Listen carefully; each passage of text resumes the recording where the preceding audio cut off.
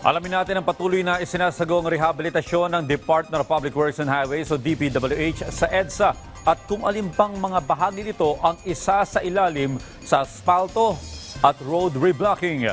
Si Bernard Ferrer sa detalye. Live. Rise and shine, Bernard.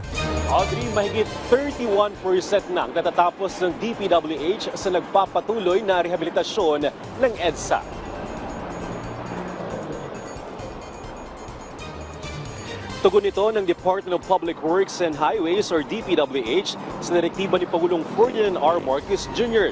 na pabilisin pa ang rehabilitasyon ng EDSA upang agad itong madaanan ng mga motorista.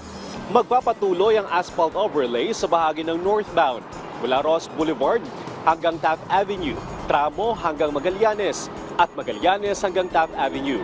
Sa southbound naman, magsisimula ang rehabilitasyon mula Taft Avenue hanggang Ross Boulevard at magpapatuloy sa mga susunod na linggo. Samantala, isasagawa ang concrete reblocking sa bahagi ng P. Selly, U-turn Lane 4. Inaabisuhan ng mga motorista na gumamit ng mga alternatibong ruta habang isinasagawa ang rehabilitasyon.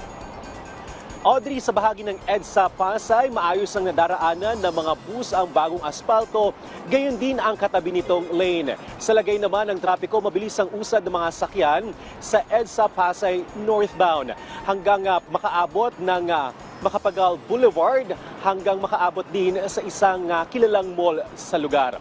Sa bahagi naman ng southbound ng EDSA Pasay, mabilis din ang usad ng mga sasakyan hanggang makaabot sa rotonda. Paalala sa ating mga motorista, ngayong Biyernes, bawal po ang mga plakang nagtatapos sa numerong 9 at 0 mula alas 7 ng umaga hanggang alas 10 ng umaga at alas 5 ng hapon hanggang alas 8 ng gabi. Audrey? Maraming salamat, Bernard Ferrer.